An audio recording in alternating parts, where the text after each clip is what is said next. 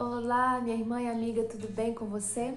Um bom dia, boa tarde ou boa noite, dependendo do horário que você está fazendo a sua meditação de hoje.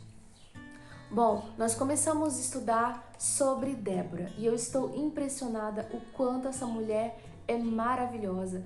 Ela tem uma força, uma autoridade, tanto dentro do seu lar, quanto também na ajuda que ela oferece a Israel. E a autoridade que eu digo não de ser uma mulher mandona, mas de ser uma mulher que exerce bem o seu papel de chamado, de liderar. Amém? Então venha comigo e caminhe com Deus e vamos hoje estudar no próximo tema a respeito de Débora.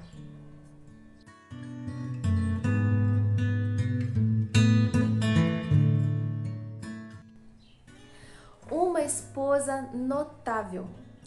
Bom, eu pedi para você parar um pouco o vídeo ontem para você fazer a leitura de Juízes 4 e você conhecer mais profundamente. Então, faz isso, tá? Dedica um tempinho a essa leitura e vai valer muito a pena porque nosso tempo é pouco para a gente explanar tudo sobre ela aqui. Mas o que pudermos fazer, vamos fazer, porque a autora trouxe considerações muito preciosas sobre a vida dela, mas vale a pena a leitura. Tá bom? Juízes 4, verso 4, bem resumidamente, a autora colocou assim o versículo. Débora, mulher de Lapidote, tá? Que a autora aqui nesse livro, ela às vezes faz umas reticências e vai logo pro objetivo. Então, por isso vale a pena a leitura. Bom, Débora foi uma mulher que fez a diferença no seu tempo. E vamos ver hoje o que ela pode nos ensinar. Você já observou o que as pessoas costumam dizer quando a apresentam a alguém? O que, por exemplo, elas dizem sobre as suas conquistas? Se você for casada, considere-se uma mulher bem-sucedida, se for apresentada como esposa. Essas palavras elogiosas podem significar que você é conhecida como uma esposa fiel, dedicada, prestativa, e uma mulher com tais qualidades é mais valiosa que finas joias, como já diz Provérbios 31. Quando Deus nos apresenta Débora, ele se refere a ela como mulher de Lapidote. Débora era profetisa e juíza, mas era também esposa. Apesar de não sabermos quase nada sobre o seu marido, podemos afirmar que a piedosa Débora prestou o devido respeito e honra a Lapidote por ele ser seu marido. Afinal, ela era conhecida como esposa dele. Débora pôde ser usada pelo Senhor de maneira tão poderosa em prol de seu povo, porque ela era uma mulher que amava a Deus. E por conseguinte, podemos ter a certeza de que ela obedecia à palavra de Deus e seguia as suas orientações em sua vida e como esposa. Observe estes mandamentos, tanto do Antigo como do Novo Testamento, que Deus dá para as esposas. A esposa deve auxiliar o marido. Disse mais o Senhor Deus: não é bom que o homem esteja só, far-lhe-ei uma auxiliadora para que lhe seja idônea. Gênesis 2:18. A esposa deve ser submissa ao seu marido. As mulheres sejam submissas aos seus próprios maridos, como ao Senhor. Efésios 5:22. A esposa deve respeitar o seu marido. E a esposa respeite ao seu marido. Efésios 5:33. A esposa deve amar o marido. As mulheres idosas devem instruir as jovens recém-casadas a amarem ao marido, diz Tito 2:4. Uma pessoa sábia nos lembra o seguinte: Deus não honra os que são infiéis em seu campo de ação.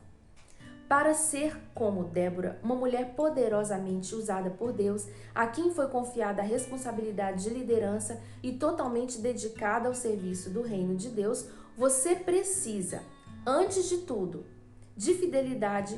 ter fidelidade como esposa.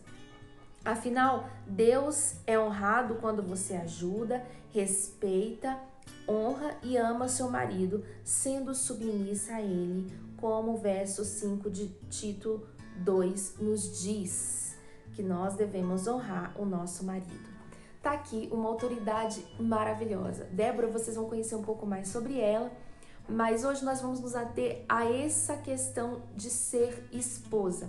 Uma esposa como Débora foi. Uma mulher que exerceu a sua autoridade. E aqui a gente percebe que a Bíblia não diz que Débora foi mandona dentro da sua casa, mas ela era como doce como o mel que uma abelha produz. Afinal, o nome Débora significa isso, abelha. Eu estava pesquisando sobre o arquétipo da abelha e a abelha é um símbolo de realeza, imortalidade, ordem, dedicação, lealdade, cooperação, nobreza e amor. E a Bíblia diz também que Débora, quando ela precisava ser enérgica, ela era como uma vespa. E o arquétipo de vespa significa agressividade, objetivos definidos e nada atrapalha esses objetivos. O que a gente aprende com isso? Que dentro de casa, Débora, ela era uma mulher que trabalhava dentro do seu lar como uma abelha para manter tudo em perfeita harmonia. Mas como ela também, a Bíblia diz que ela era uma juíza de Israel, ela julgava as pessoas debaixo de uma palmeira, para defender Israel, ela era como uma vespa, não contra as pessoas, mas para defender Israel. Nós vamos ver que ela foi até mesmo a uma guerra com o comandante do exército de Israel chamado Baraque. Nós vamos ver isso depois, tá? Mas o que a gente aprende com isso? Nós precisamos fazer da nossa casa uma palmeira. Uma palmeira.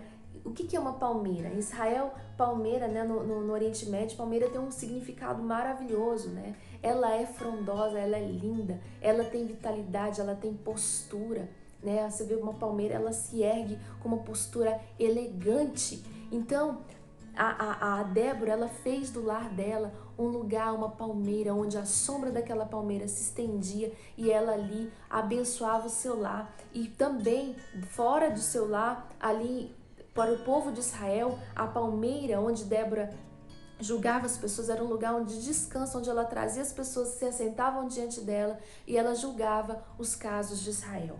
Dentro de casa, o que a gente aprende com Débora? Que ela exercia uma autoridade de amor em seu lar, respeitando seu marido, ouvindo seus filhos, né? Sabendo, tentando todos os dias interpretar o coração da sua família, o coração dos seus filhos. E eu pergunto para você, nesses dias, principalmente nesses dias de quarentena, como você tem agido dentro da sua casa, querida irmã?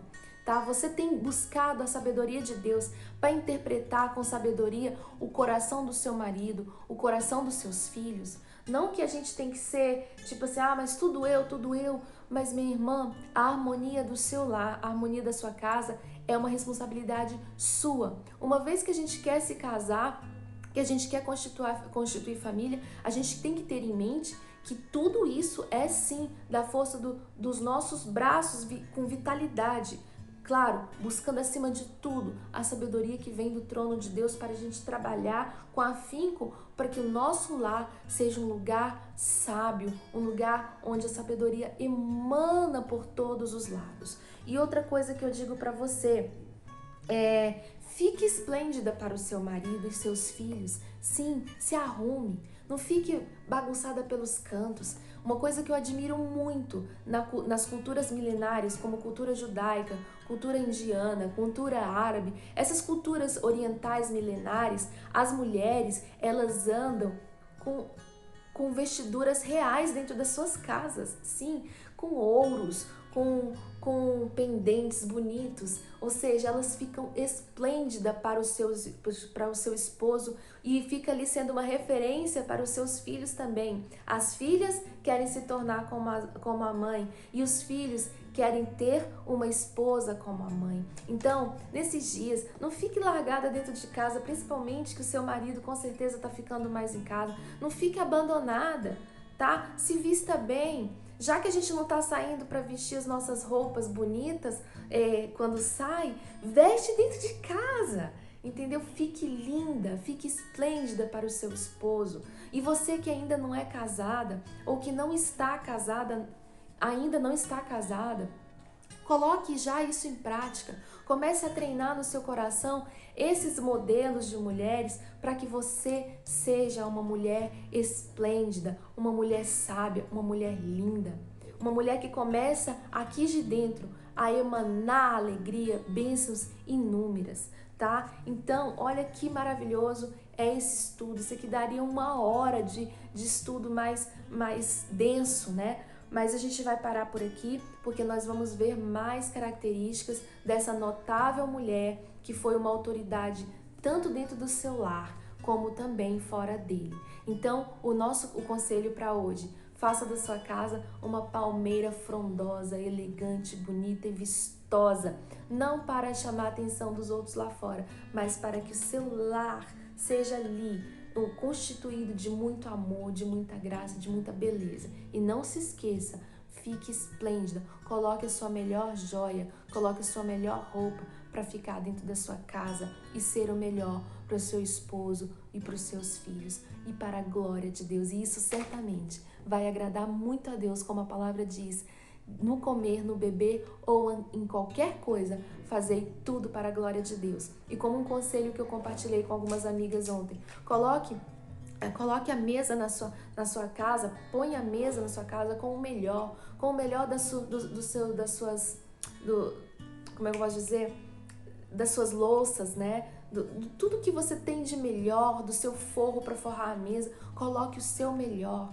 Tá? Não pense em fazer isso para as visitas que vêm de vez em quando, mas honre aqueles que caminham com você diariamente, tá bom? É estes que você tem que honrar, tá bom? É estas pessoas que caminham com você, que conhecem as suas virtudes e também suas falhas, que você deve fazer o seu melhor. E com certeza você vai se sentir muito plena. Deus te abençoe e até amanhã, se Deus quiser. Não perca os próximos estudos aqui nesse canal.